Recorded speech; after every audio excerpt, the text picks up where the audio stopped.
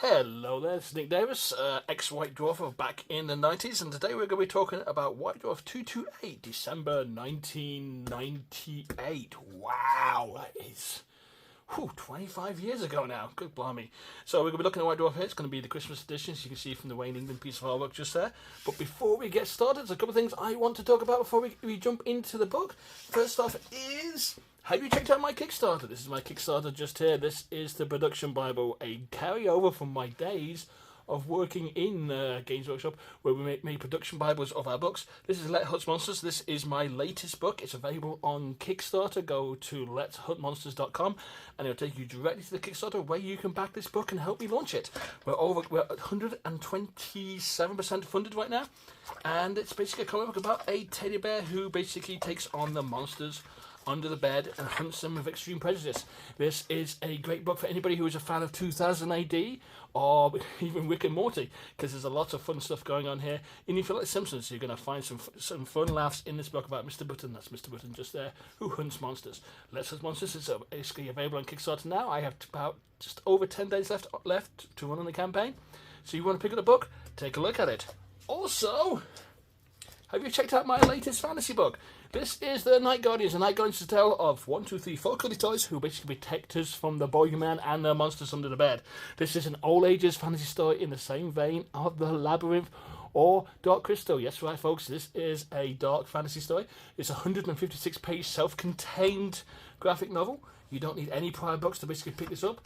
Here we go. Here, have a quick flick through the pages. There you can see it just there. 156 pages, a nice 6x9 book, roughly in the same size as the books you will find in your local big box stores, and it's available via Amazon. So if you are not from the USA and want to pick up this book, type in your extension in your Amazon browser and look for The Night Guardians by Nick Davis, The Awakenings, and you will likely find it available in your home country. So please pick it up. I'll greatly help any support you can to help this fantasy book go up the listings and basically help me produce more books like this, more books like Let's Hunt Monsters. That being said, let's go dive into the books now, shall we? Wow, here we go. Woohoo! Now, I do this basically, this is, my screen is mirrored up onto a TV screen here, so I'm kind of like doing a weird mirror view of what you see here. But this is White Dwarf 228, December 1998. Beware the red thorns, the blood angels get stuck in. I wasn't actually sure if I could find this in my archive.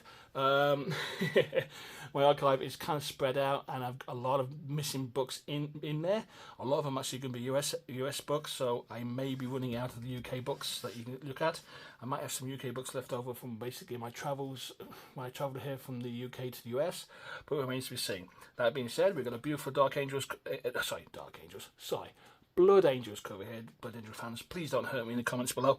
And let's get started. You've got a nice little vampire look to him, by the way, and that's very, very important if you look at it. Also want to draw attention to this piece of artwork just here. Let's bring up the camera for 1 second. There we go. Oh, this way, there we go. This is basically by Wayne England. It's the Christmas White Dwarf. Let's turn the page. Let's take a look what's going on. Bizarre enough, because a quick story. Bizarre enough, because we do White Dwarfs 3 months in advance. We did a Christmas White Dwarf in September. Yes, all kinds of weird, wacky stuff. Turning another page, let's give a quick look at what to expect. I want to look at my camera to make sure we're nicely centered, so we're not going to get too much of the drawing board. Thank you for that tip there, Stannis.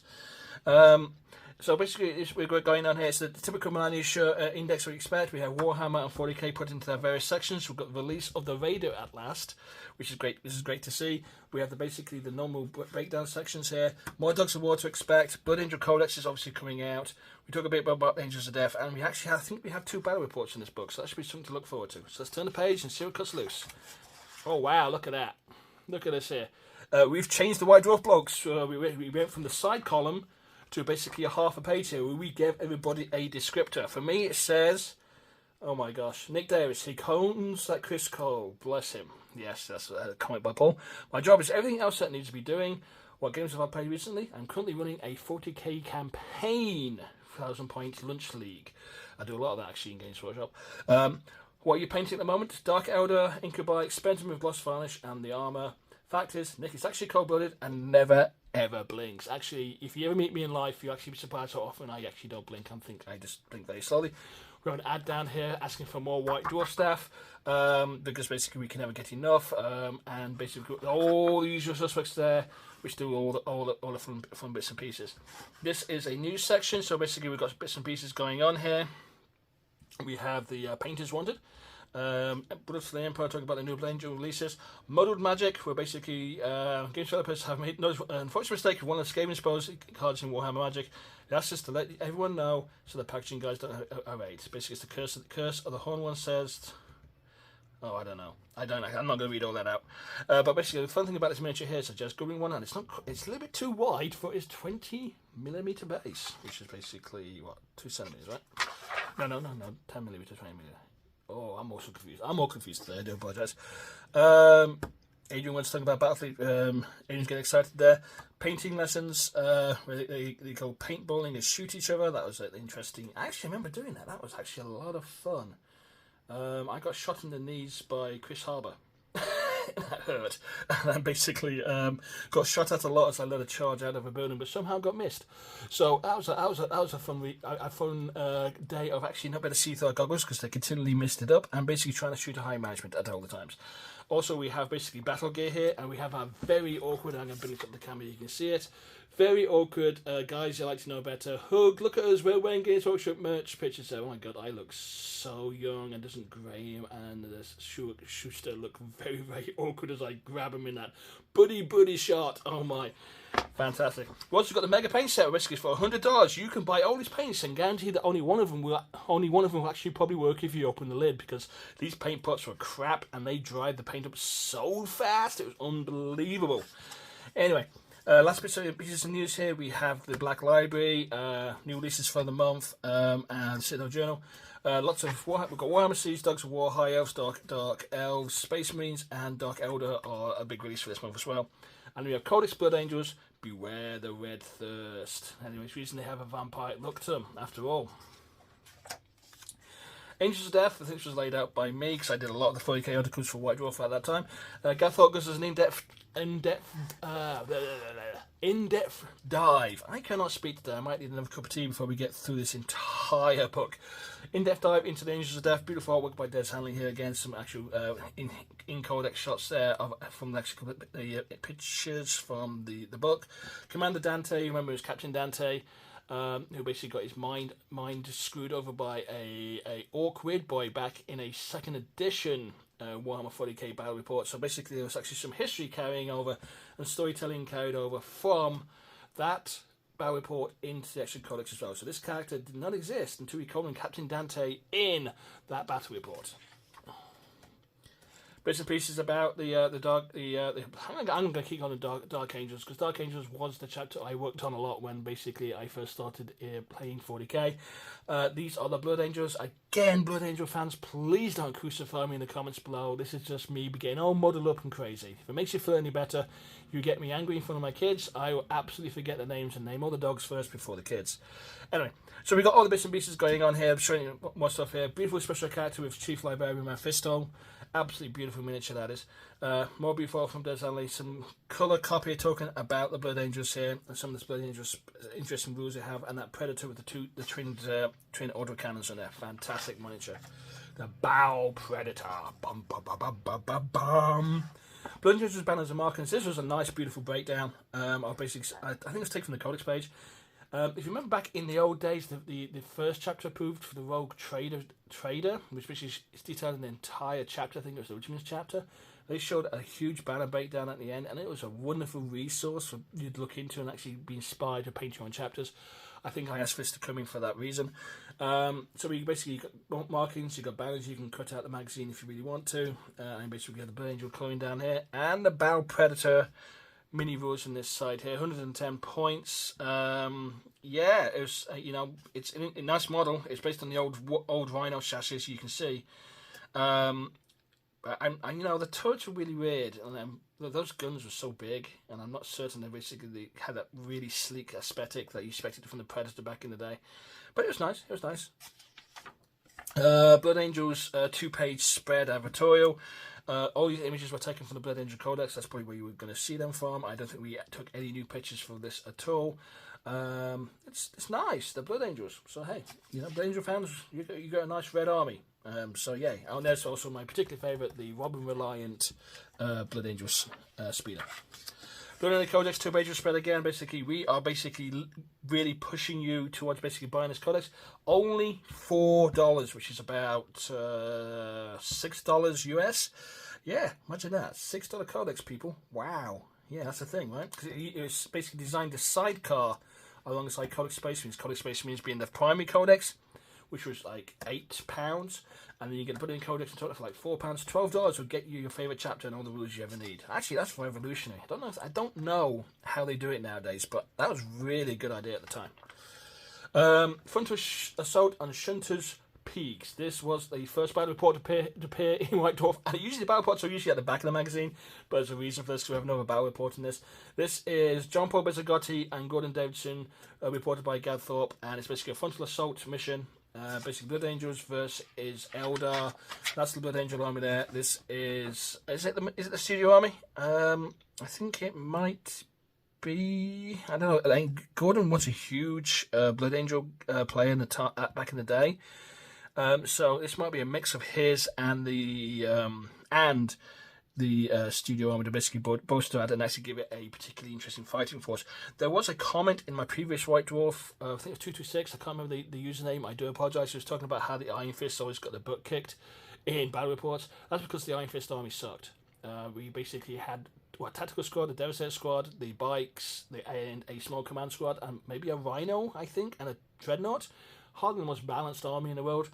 And basically had no way of actually being able to take on a lot of armies. So actually, this is going to assassinate it for a reason. So, but this is basically the army here. I think this is definitely a mix of Gordon's and the studio army to basically both try to make it look good there. This is the Dark Samhan. Did I say Dark Elder? I'm saying Dark Elder because basically Dark Elder are featured in this. This is basically the Elder. This is the Samhans. This is John Paul Bizzagotti's army. Isn't it beautiful?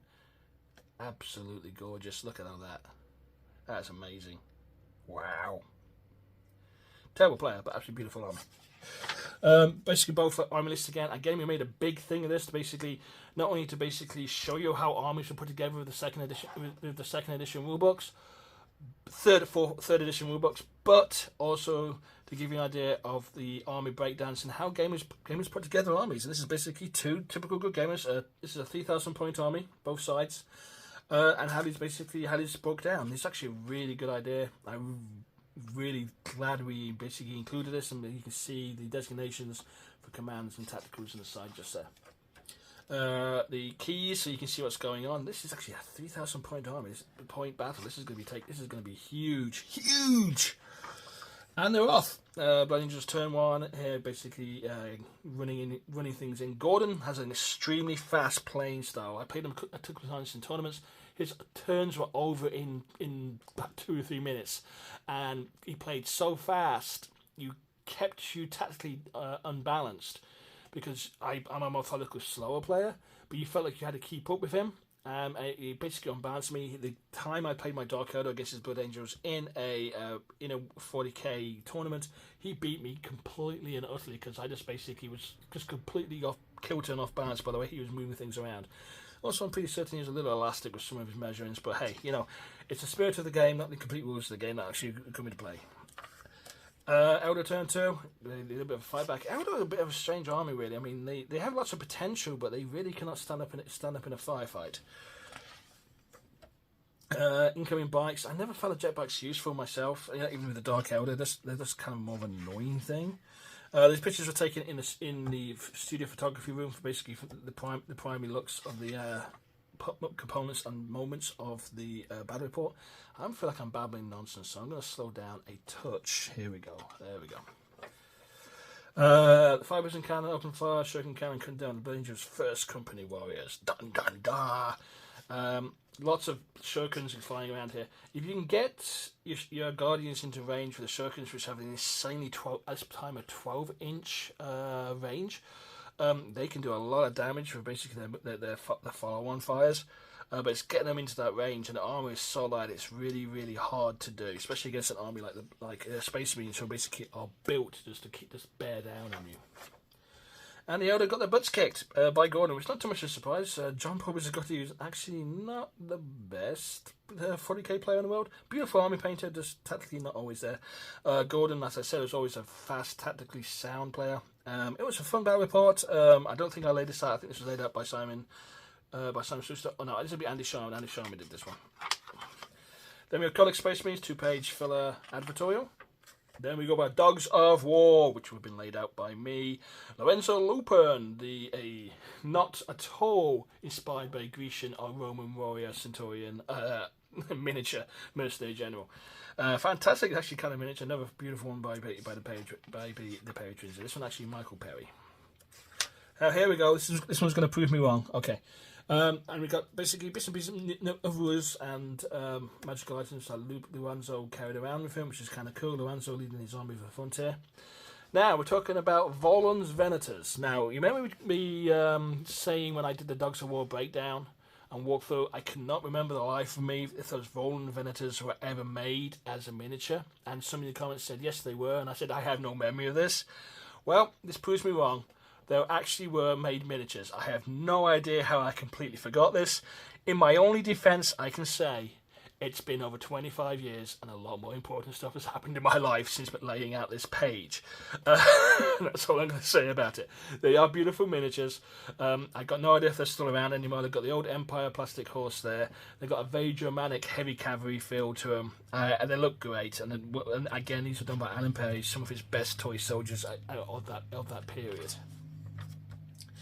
Parizo's Lost Legion, which is basically a lightly armoured pike region that has crossbows mixed into it. Very nice, interesting combined arms, Regiment Renown. And Vespers Vendettas. I'm sure they work probably well in Mordheim, but as skirmishes in Warhammer, I don't see how useful they actually would have been.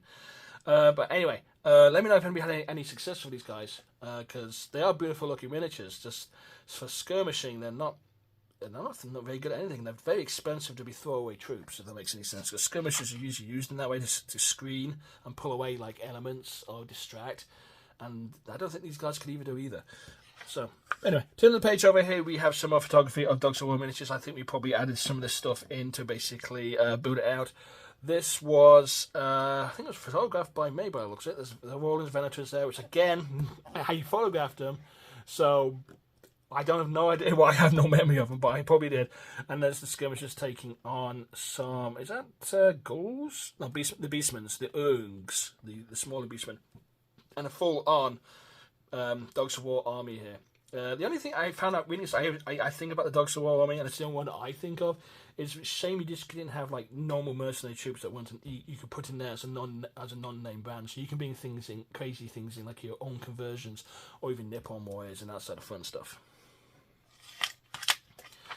Turning the page over, we go into Mordheim, City of the Damned, a very public beta test by Thomas Perrin. Thomas Perrin is actually doing something similar now online for something called the Trench Crusades.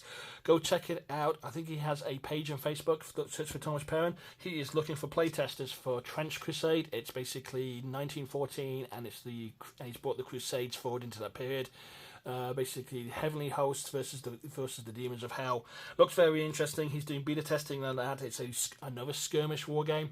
If you remember his Mordheim, and I think Mordheim's still knocking around in some form or another, he does skirmishes games really, really well.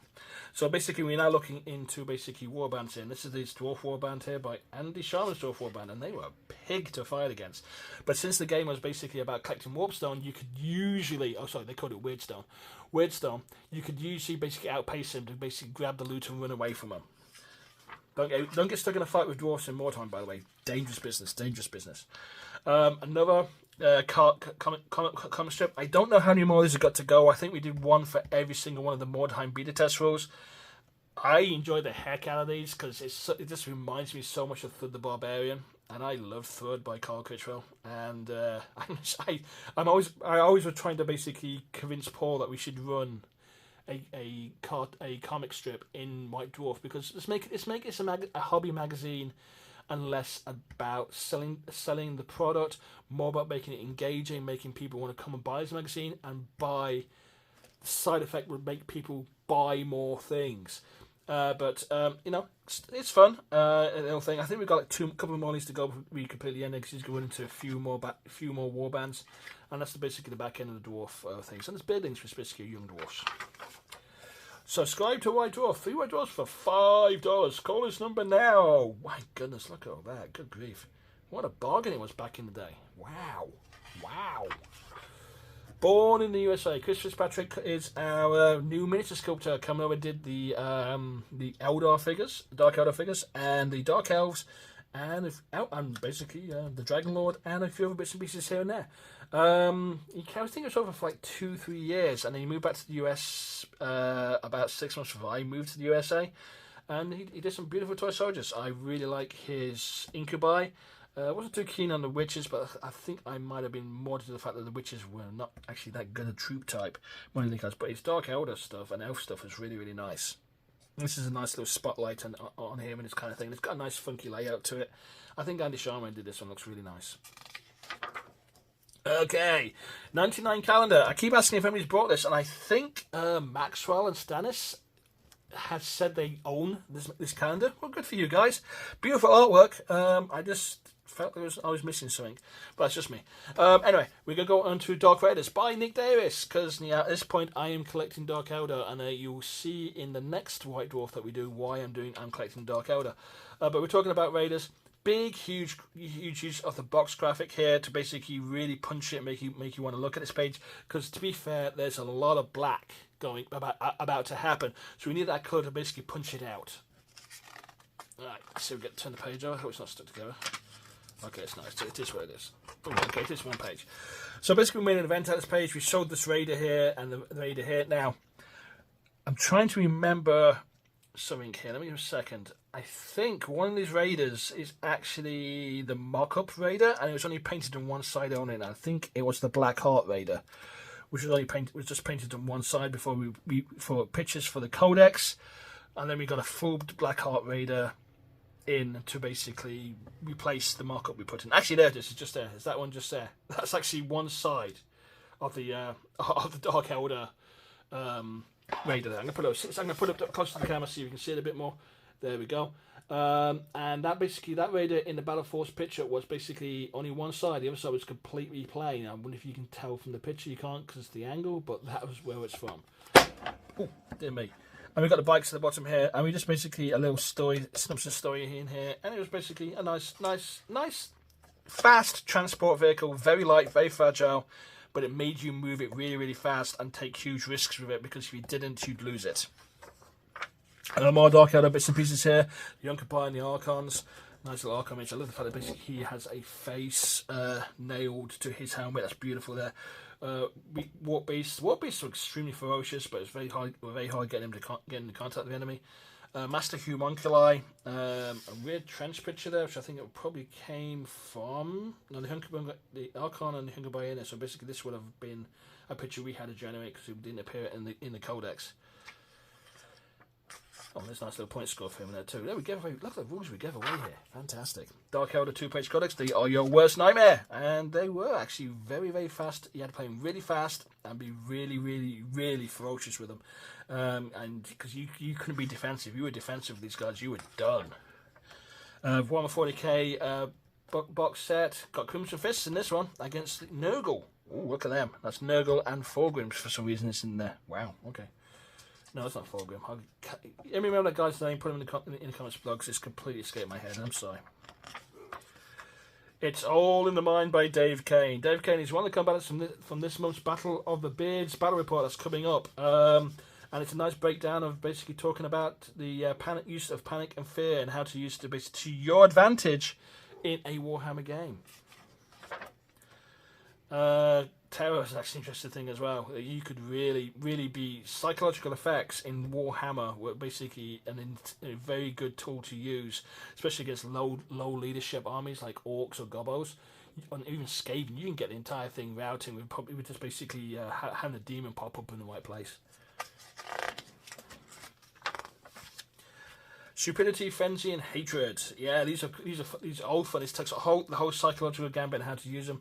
Stupidity was really annoying because you had Skinks and Cold Ones, and Skinks leadership was 6, and you can never get those Cold Ones to do anything. So basically, for a cavalry unit, they were useless. Frenzy was fun with double attacks, but basically, you had to use it very, very carefully, or you'd the unit would just basically burn itself out. And Hatred was very useful, basically, as soon as you make it the ground. So basically, it's a whole psychological effect. A nice article by David Kane talking about the psychological and aspects of Warhammer and how to use them effectively. The mailbox, look at that, we've got 2 pages now, look at that, wow. And I shared with you in the last White Dwarfs walkthrough for 227 the star letter that never became a star letter because it was vetoed by Robin Dews and the studio heads when basically Paul presented it to him, which was actually written by my girlfriend, about how to become involved in the hobby. And not being involved in the hobby, and how to live with a guy who basically games all the time. So we've got lots of fun letters going on here. I'm not going to read any of them out, so you can look at the White Dwarf. This was a fun thing here. One thing we found out for some reason is basically there was a space issue. Now, we never realised how much long these letters could be, and how to basically put them into the mailbox. I think the mailbox was just such a short one feature, we didn't really basically get a handle on it. I think what we should have done is just gone with excerpts from the letter and not try to put the entire letter in there. But it was a learning process. We enjoyed it. I thought this was a great thing. It probably worked better in something like a forum, like an online net, or anything else. But it was great. It was great. Interactive. Anything that encouraged hobbyists to interact with the magazine, to my mind, was wonderful. Okay, the issue 29, it's a Stormer Citadel journal from the Black. I think it was a Black Library ad, and it basically just burnt memory. Siegeworks 2, this will be laid out by me because I did all the Siege articles for White Dwarf by Thomas Perrins, talking about Siege Towers, made by Owen Branham and Mark Jones. The Siege Tower, which you see just there, was actually a kit that was presented to us by the people who did the moulding for the castle. So when the castle tool was made, it was that company who made the castle who said, hey, we have this Siege Tower thing that we basically did, I think it was for crossbows and catapults. We think it's the same scale. Would you like to use it? And we went, okay. A model which has already been pre-tooled and basically been abandoned. You'll go with that. So basically we talk about the constructions of the Siege Towers. We have the basic Siege Tower, build your own. Making a Chaos one. If it's a Chaos one, you speak spiky bits on it, therefore it's Chaos. Bretonnian's got that medieval knight thing feel to it. And of course, Orky ones will be playing and that sort of thing. So the Siege Tower is a nice simple model. And it's basically giving you cultural variations of that Siege Tower. And of course, there is the Mighty Fortress in all its glory. What a beautiful gaming piece that is. Is the Mighty Fortress still around, guys? Let me know in the comments below. Games Workshop stores. Games Workshop in action in every store. Now, there's a comment to my last White Dwarf, White Dwarf 1 through White Dwarf 227. It's, I guess, a guy who really loves the doll item store. And I put a slightly political comment saying, yeah, the thing I learned about the Games Workshop stores is they open and close faster than a revolving door. Which was a kind of bit of a case, really, because they were so goal-orientated back in the day and less about building up the hobby, that basically some stores never stood a chance, and that's basically probably poor planning on our part. But yeah, this basically listing on the UK stores available around the UK at that time. Richmond's store armies. We basically made a point at this point, and you realise I said point 3 times in a row here, to basically highlight store armies from some of the painters here. This was a beautiful way to basically show what was going out in the stores, and this is a very nice Empire army. Well done, Paul Hicks. Hope you're still gaming. Christmas battle sets and some of the store events coming up. Armoured Fury. Your armoured. Bring a tank to the biggest battle in the history of our Games Workshop. I'm not sure what the Raiders are doing there, because they are not tanks at all, although they are very good at busting armour. But yeah, bring a tank to a battle. And it's like, that's kind of like bringing a knife to a gunfight, isn't it? Oh well. 1998 tournament. Oh my gosh, it's the first Warhammer World Tournament, and this was fun as heck. Oh wow. Yeah, I think I took pictures for this event. I didn't do any of the reporting I've done by Jervis Johnson, but I think I definitely did the reporting for this. This was a fantastic thing. This is what we should have been doing from the outset, and I don't know why it took us so long to get back to this, but this is where it's at. If you want to basically build a hobby, if you want people playing your games and you have wargaming, this is what you need to do. Run these tournaments, tour these tournaments, make locals and regionals. Make these a big thing. We want to play our games, right? And we want to play our games and have fun against other players who we never played against. So this is amazing. I have no idea why we never did it so sooner, but it was great. It was great fun. It's basically a Nottingham HQ. It's much bigger than it is now. I'm going back to the UK at some point in the next couple of years, so maybe I'll actually pop in and say hi. You never know. We'll see. Warhammer World Monthly, look at that. Oh my gosh, that is a huge ad for the Warhammer Monthly. A great comic book, just I don't know why it was not in magazine format. I'm going to say this every time I see this ad and say this should have been a magazine format like 2000 AD and not in American comic book format, because there's no way an anthology would break into the American market, because Americans don't understand anthology comics. They just don't. So why did we bother? I don't know. Anyway, chapter approved by Andy Chambers. These chapter approves were really useful because we basically could bring in rules. Now, you remember the old chapter approves back in the day, though? They were basically beta tests for various rules we thought that might not stick, and for you guys to have a game with. These were not technically full-on approved rule sets, even though it says chapter approved. And it was just a good way of bringing alternate rules into your games. In this case, we talk about Chaos Gifts, and basically answer some QAs that you guys may have about bits and pieces. Legion of Ladan reappear, abandon the Despoiler, who I'm never sure ever really had a plan, but it was actually a beautiful miniature. The Legion of Ladan obviously have come back now, so we can make use of the Legion of Ladan miniatures we basically were pushing on you for the fall of Warhammer 2nd Edition. Invasion of Scandinavia, we knew we could wanted. Yes, we started breaking into Sweden, Finland, Denmark, and Norway. That's Scandinavia. I know it's named all those countries. I spent 2 years living in Sweden. Beautiful country. Absolutely loved it there. Basically worked for Volvo Car in Gothenburg and did some work for one of the gas companies up in Stockholm for the design studio I was working with at that time. Stockholm was pretty much grey and bland because it was in the winter, but Gothenburg, I was always there in the spring and the summer, and my gosh, those Swedish girls, wow. Beautiful time, wonderful time, great period to be growing up in. Okay, Battle of the Beards, a Warhammer report by David Kane, Alessio Cavatori, and Thomas Perrin. Alessio and Cavatori were absolutely given carte blanche to go full on Beardy. And Beardy in wargaming terms back in this day meant how can you use the rules in your army to a maximum effect to basically make them an all-powerful, unbalanced, absolutely crazy force, using tournament limitations, of course. And Alessio Cavatori and Thomas Perrin went loose. So here we go. We've got Musters of the Woods, basically a very scant-looking wood elf army, because basically we don't have any wood elf miniatures, but there's a reason for this. This is basically Alessio's army put together. And then we have Tarantino's Reservoir Frogs.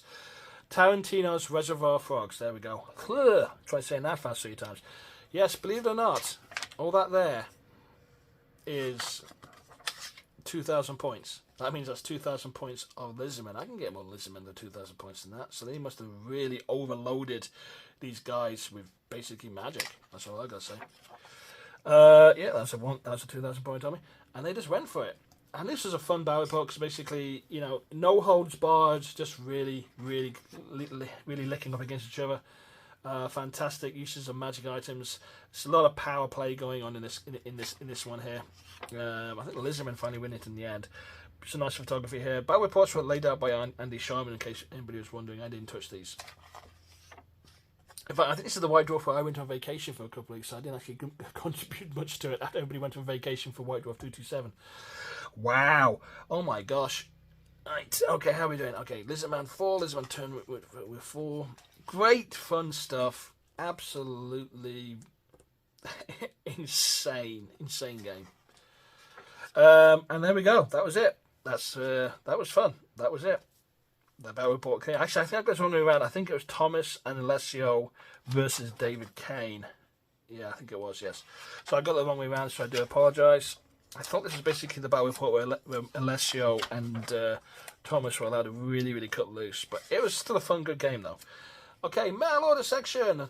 Adrian Weddle was, at the time, was laying out the mail order. I didn't take over yet.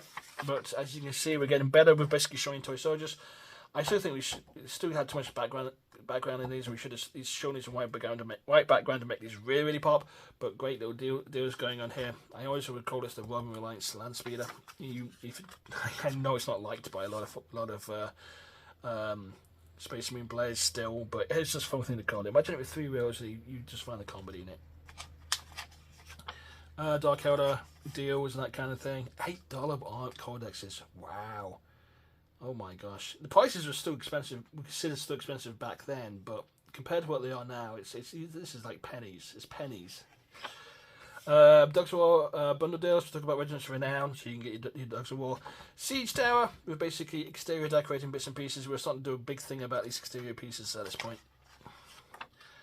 Advance orders, what's coming up? We have the Talos, Snippy, Night Goblin Regiment plastic box set. Advance the Order of the Empire Crossbow Regiment, and that kind of bits and pieces. Did you know this is actually a break between me writing how to collect an army articles? So I must have been on vacation for a couple of weeks. I know who I was for a couple of weeks, but I must have been on vacation. And basically Shadow Miniatures 99 annual, which is basically a huge catalogue. And the last picture in the back is Empire plastic halberdiers trying to take on a... Oh my gosh, those Chaos Warriors, those Empire halberdiers are doomed. And that's it, my friends. That is White Dwarf 228 December 1998 walkthrough. Not much to say behind the scenes talk about this one, because I don't think I was really too involved in this one, because like I said, I was away. Great little White Dwarf, great gaming articles in this, great overall look, basically how the hobby was presented back in the day. I know White Dwarf went away for a little bit in the mid-2010s. I not picked up the magazine recently, so I don't know how it's presented anymore. But this is pretty much how you should do the hobby and how you should show it. And as we go forward into a few more White Dwarfs, which are going to be, let me see if I can pull them over here, which is going to be, the next one is going to be 229, and then we go on to 230. These are going to be US versions, because I can't find the UK version. But when we go into these White Dwarfs, we're going to basically see some changes coming on, how we basically talk about gaming and that sort of thing, which is going to be fantastic to see. And that's that, my friends. One quick note before we go. Make your gaming fun, guys. Don't get caught up in the lore. Don't get caught up in basically this, that, and all the craziness. It's enjoy your gaming. If you knew the true origins of 40k, which is pretty much a strange cross between Monty Python and really political satire, you wouldn't take some of it so seriously. And all I can say is, guys, chill, enjoy your games. That's what it's about. It's all about gaming, all about friendship, all about trying to beat that guy on the other side the best way you can, and just enjoying yourselves and the camaraderie. Okay? So all I've got to say that I'm off my soapbox now. I'm going to end this White Dwarf walkthrough. I want to say thank you again for joining me right at the end here. If you reached this far, please subscribe and click the bell to notify you for future updates. Yes, I tell a lot of dad jokes on my channel, but I do some gaming stuff in here now and again. I appreciate you all. Please leave your comments below. I will do my best to answer them as they come in, and like I always do. And I wish you all a great day, and may you all have successful dice rolls. Okay? Bye.